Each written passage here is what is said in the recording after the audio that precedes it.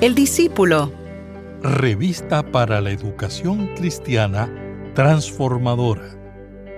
El apóstol Pablo evaluó el apego que muchos creyentes en Roma y al igual que en otras comunidades de fe alrededor de toda Asia Menor mantenían con respecto a esas costumbres y prácticas del judaísmo.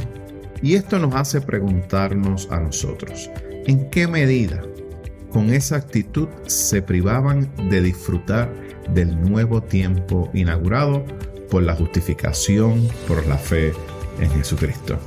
En la clase de hoy veremos de qué manera nosotros, a través de nuestra experiencia de fe, debemos estar alertas para no caer en la soberbia espiritual de colocar nuestros méritos por encima de la gracia de nuestro Señor Jesucristo.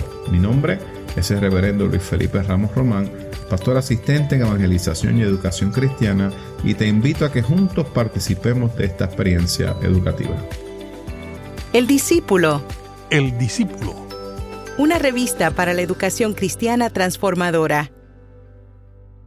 Mis queridos hermanos, que el Señor les bendiga en este día. Qué bueno una vez más compartir con ustedes la palabra del Señor. Y en el día de hoy estaremos trabajando nuestra lección número 10 titulada Justificados por la fe en Jesús. Y estaremos utilizando como base el libro de Romanos capítulo 3, los versículos del 21 al 30. Y el texto áureo para este día se encuentra en Romanos capítulo 3, versículos 22b al 24. Y lee de la siguiente manera.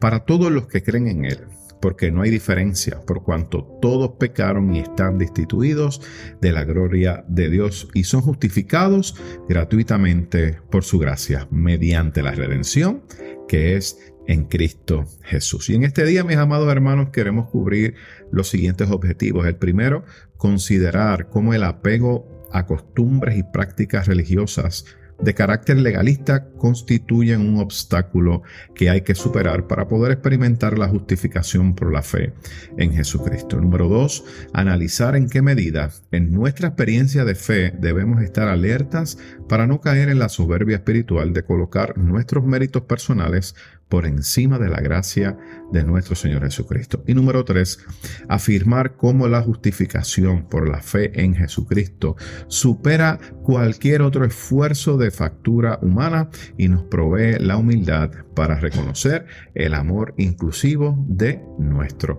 Dios. Y el vocabulario para este día son dos. El primero, justicia de Dios, y es el medio por el cual en su iniciativa Dios hace que podamos ser justos delante de Él. Y ese concepto de justicia no es sinónimo de lo que podemos identificar en el ámbito jurídico. Tiene que ver con la forma en que Dios va más allá de nuestra condición pecaminosa y se toma la iniciativa de proveer, por medio del sacrificio de Jesucristo en la cruz, la redención de nuestros pecados. Y podemos entender que la justicia de Dios es sinónimo de nuestra salvación. Y el segundo vocabulario, la gloria de Dios, en el concepto en que Pablo usa este término, sugiere una condición a la que hace referencia el libro de Génesis, en el cual el ser humano, al ser creado a imagen y semejanza de Dios, era partícipe de esa gloria. Y desde la perspectiva paulina, la condición de pecado en el ser humano que quebró esa relación fue restituida por la obra redentora de nuestro Señor y Salvador Jesucristo. ¿Y qué les parece, mis queridos hermanos, si vamos a nuestra escritura, a la palabra del Señor en el libro de Romanos, capítulo 3, versículos 21 al 30? Y estaré dando lectura a la versión Reina Valera revisada que se encuentra impresa en nuestra revista El Discípulo. Así que les invito a que me acompañen en este momento. Así que leemos la palabra, como siempre, en el nombre del Padre, del Hijo y del Espíritu Santo. Amén. Pero ahora, aparte de la ley, se ha manifestado la justicia de Dios, testificada por la ley y por los profetas. La justicia de Dios por medio de la fe en Jesucristo, para todos los que creen en Él, porque no hay diferencia, por cuanto todos pecaron y están destituidos de la gloria de Dios. y son justificados gratuitamente por su gracia, mediante la redención que es en Cristo Jesús, a quien Dios puso como propiciación por medio de la fe en su sangre, para manifestar su justicia, a causa de haber pasado por alto en su paciencia los pecados pasados, con miras a manifestar en este tiempo su justicia, a fin de que Él sea el justo y el que justifica al que es de la fe de Jesús. ¿Dónde pues está la jactancia? ¿Queda excluida? ¿Por cuál ley? ¿Por la de las obras? No, sino por la ley de la fe. Concluimos pues que el hombre es justificado por la fe sin las obras de la ley. ¿Es Dios solamente Dios de los judíos? ¿No es también Dios de los gentiles? Ciertamente, también de los gentiles, porque Dios es uno, y Él justificará por la fe a los de la circuncisión y por medio de la fe a los de la incircuncisión. ¿Qué les parece si tenemos una palabra de oración en este día? Señor Jesús, en este día te damos gracias por este espacio que nos has dado de poder compartir tu palabra. Te pido que bendigas a cada hermano y hermana que nos escucha a través de estos medios y que a través de tu palabra, Señor, sigas tú obrando en nuestras vidas. Te lo pedimos en el nombre de tu Hijo amado Jesucristo. Amén, amén y amén. Bueno, mis queridos hermanos, estamos dando inicio a esta nueva unidad, que es la tercera, que se titula Firmes en la Fe. Y vamos a estar, ¿verdad?, trabajando las próximas clases, ¿verdad?, y sesiones con esta afirmación, ¿verdad?, de firmes en la fe. Y cuando nosotros vamos al texto bíblico del libro de Romanos es una de esas cartas muy especiales de Pablo.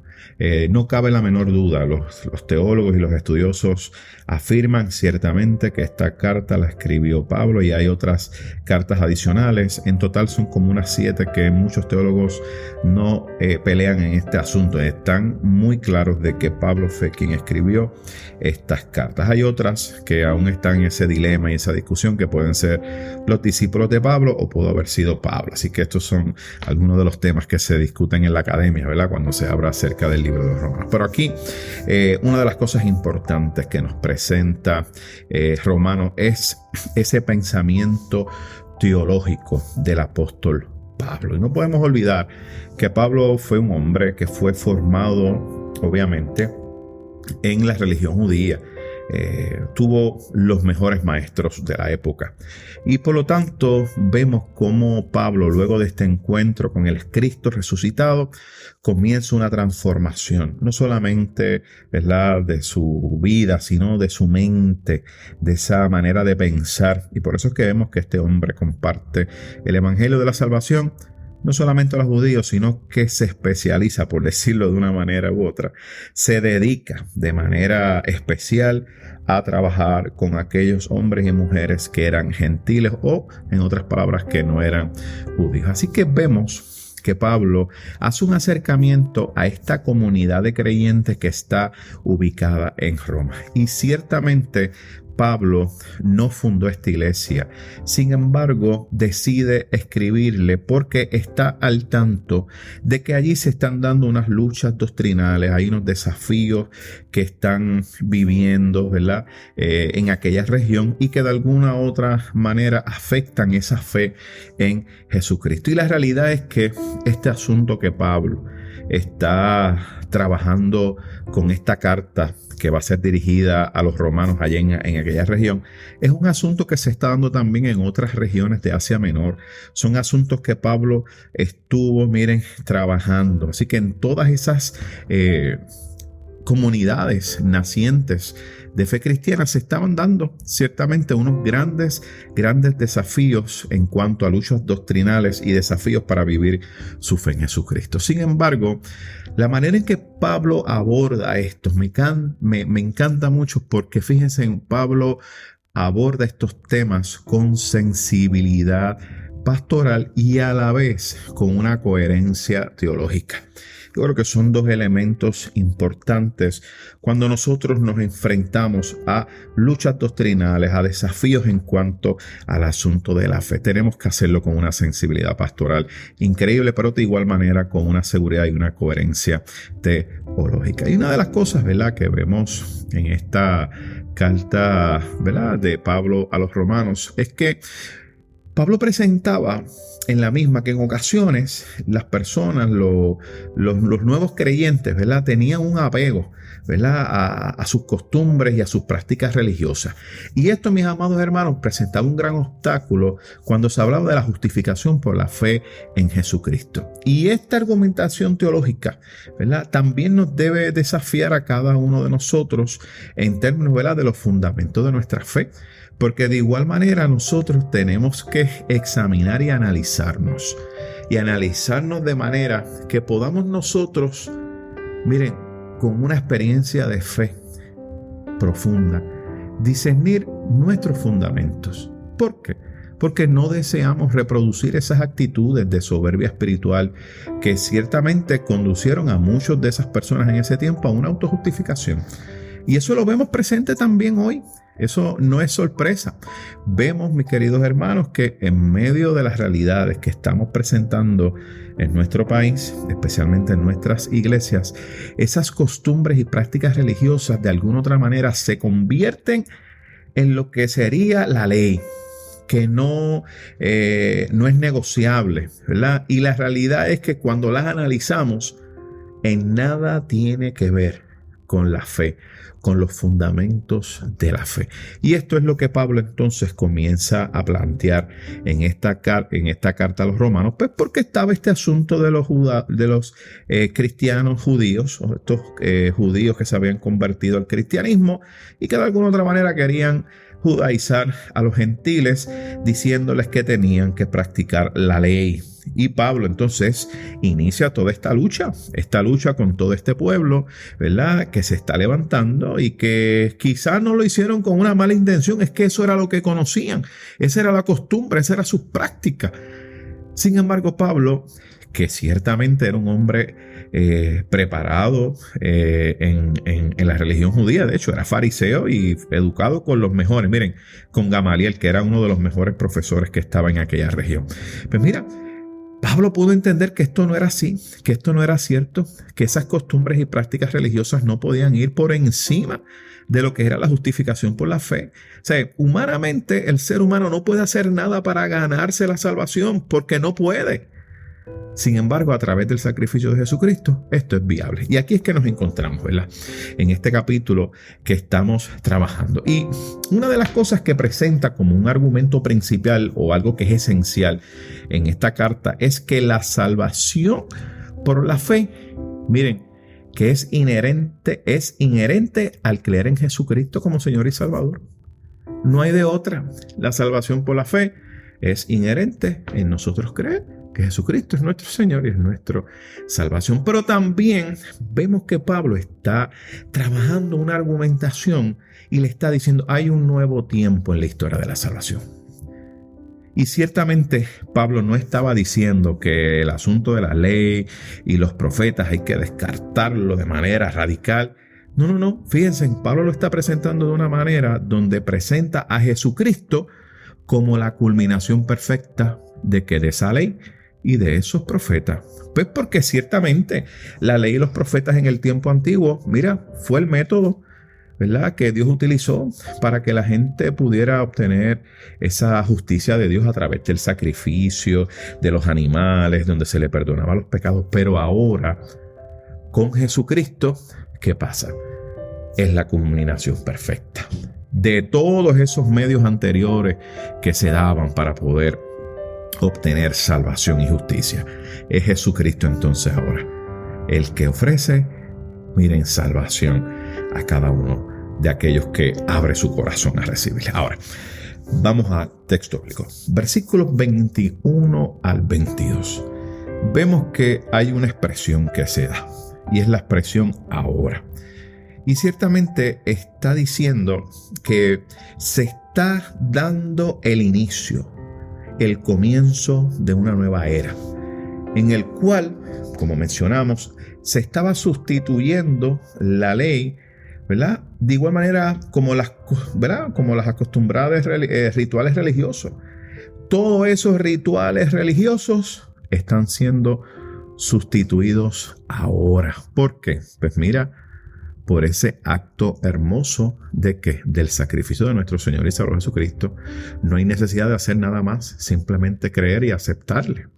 Y ciertamente vemos que en esos primeros versículos 21 y 22, Pablo, para referirse a la salvación por medio de Jesucristo, Pablo utiliza, ¿verdad?, una expresión o una terminología que está relacionada con la justicia, pero esto no tiene nada que ver con la justicia terrenal ni la justicia humana. Esto es justicia divina, ¿verdad? Y Pablo lo que está diciendo de otras maneras, mira, esta es la manera en que Dios va a perdonar ahora y va a declarar a aquellos que son pecadores, ¿verdad?, justos. ¿Por qué? Porque Jesucristo va a hacer algo y ha intercedido por la humanidad. Así que el concepto de justicia de Dios es equivalente a lo que es salvación. Ahora, cuando hace mención al asunto de la ley y los profetas, esto, ¿verdad?, es fundamental para Pablo en su argumentación, porque estos representaban, miren, dos de los grupos más importantes registrados en el Antiguo Testamento. Y Pablo también plantea que esa justicia de Dios adquiere un carácter inclusivo, un carácter universal, ¿verdad?, que ciertamente va a alcanzar a todo tipo de creyentes. O sea, no alcanza solamente a los judíos que practicaban, ¿verdad?, la ley, que practicaban lo que comentaban los profetas. No. A través de Jesucristo esto, miren, ha adquirido un carácter universal, más inclusivo, donde, oye, podemos incluir ahora al que es gentil, y si lo traemos a nuestro tiempo, mira, podemos incluir ahora al boricua o al puertorriqueño, podemos incluir ahora a nuestros hermanos dominicanos, nuestros hermanos haitianos, nuestros hermanos cubanos, a nuestros hermanos norteamericanos, nuestros hermanos canadienses, y por ahí seguimos nombrando cada uno de esos países, de esas regiones y de todas esas etnias. Está al alcance ahora de todo tipo de creyentes. Versículos 23 y al 26, Pablo sigue sustentando su argumentación sobre el asunto de la justicia de Dios, ¿verdad?, que se manifiesta a través de Jesucristo. Y Pablo argumenta que este asunto se ha hecho necesario, el sacrificio de Jesús, porque todos y cada uno de nosotros hemos pecado. Y por cuanto hemos pecado, todos hemos sido destituidos de la gloria de Dios. Así que si hay algo que no nos despinta, ¿verdad?, aunque usted sea, mire, alto, bajito, hombre o mujer, flaco o gordito, blanco, negro, no importa. Todos y cada uno de nosotros hemos pecado. Por lo tanto, todos necesitamos de la gracia de Dios. Y en este contexto, ¿verdad?, que presenta Pablo, el pecado significa, ¿verdad?, una falta, una transgresión contra Dios, ¿verdad?, o contra las leyes o las costumbres rituales religiosas, ¿verdad? Ese es el contexto en el cual se está dando. Ahora, sin embargo, el texto nos menciona un concepto de la gloria de Dios, ¿verdad? Y ciertamente esto nos deja saber que había una relación de Dios con el ser humano en ese inicio, en ese principio, allá cuando se dio la creación. Y ciertamente es que cuando el ser humano fue creado, miren, fue hecho a imagen y semejanza de Dios. Fue hecho a imagen y semejanza de Dios. Así que hay una relación con el ser humano y Dios. Y el pecado, ¿qué hizo? Pues miren, corrompió esa manifestación de la gloria de Dios en el ser humano. Eso fue lo que hizo. Rompió eso, corrompió esa manifestación de la gloria de Dios en el ser humano. Por lo tanto, vemos entonces que ante esa situación que es universal, que es para todo ser humano, entonces Dios dice, mi misericordia tiene que ser gratis para todos. Y para poder hacer eso, para poder dar salvación a todos de manera gratuita, sin tener que hacer nada, ninguno de nosotros, ¿qué hizo? Entregó a su Hijo Jesucristo en la cruz del Calvario. y a través de ese sacrificio se posibilitó la redención del ser humano. Así que ciertamente Pablo nos presenta este pensamiento de él. Y en la mentalidad de Pablo, ciertamente para él, esa liberación se inició en el sacrificio de Jesucristo, pero tiene su realización final cuando, ¿verdad?, se haya completado la redención total de la obra de Dios en cada uno de nosotros. Cuando vemos el versículo 25, vemos que presenta que el crucificado, o sea, Jesucristo, vino a ser ese sujeto para expiar los pecados de toda la humanidad. Y ciertamente cada uno de nosotros estábamos condenados. Por lo tanto, necesitábamos, ¿verdad? Necesitábamos un sacrificio para que nos expiara de nuestros pecados de manera permanente. Y una de las cosas que me llama la atención también es que en ese versículo 25 hace unas expresiones donde nos damos cuenta que Dios tuvo una paciencia intencional. Pues porque Él sabía que en el tiempo correcto, en el debido tiempo, en el tiempo correcto de Él, ese sacrificio expiatorio de Cristo iba ciertamente a proveer un acceso. ¿A qué? A la justicia y al perdón de nuestros pecados. Así que esa mentalidad de nuestro Dios, ¿verdad?, nos llevó a cada uno de nosotros a través de esa paciencia de Él de igual manera, ¿verdad? Esa paciencia que fue intencional, ¿verdad? Miren, proveyó para que usted y yo pudiéramos tener, miren, perdón y ser justificados a través de nuestro Señor y Salvador Jesucristo. Versículo 26 nos presenta que cuando hace esa mención de este tiempo, ciertamente está diciendo que no solo este acto salvífico de nuestro Señor no solo alcanzó, ¿verdad?, las transgresiones pasadas, sino también las que se proyectan al presente y al porvenir. Y me encanta mucho esto porque ciertamente estamos hablando de una justicia que se está dando a cada ser humano, que está fundamentada en la gracia y la misericordia de nuestro Dios. Si no fuera por su gracia y su misericordia, ¿qué sería de cada uno de nosotros? Y los versículos finales nos presentan, ¿verdad?, que Pablo está afirmando que ningún ser humano puede ser autor de su propia salvación. Para nada. Y ciertamente Pablo vemos que antepone la ley de la fe a la ley de las obras.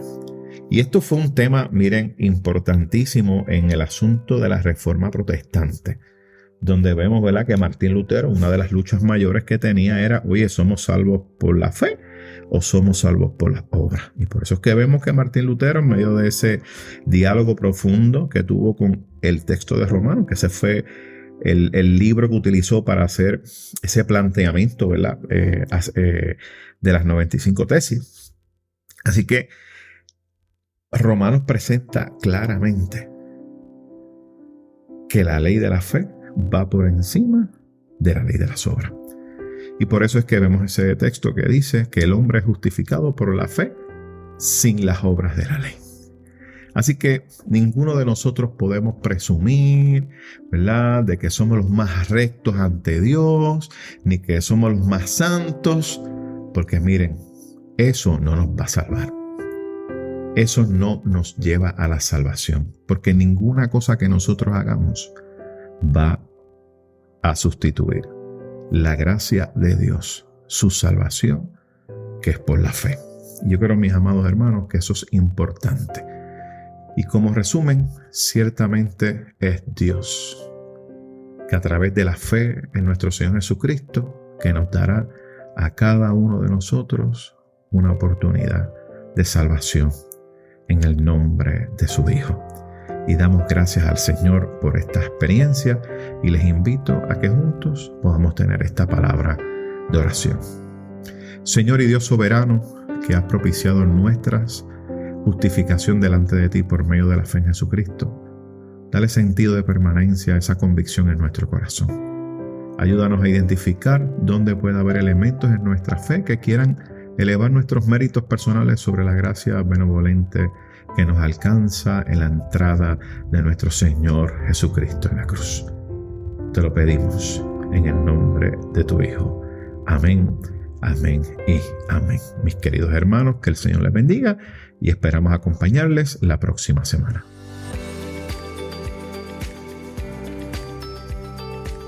Gracias por escuchar El Discípulo. Revista para la Educación Cristiana Transformadora.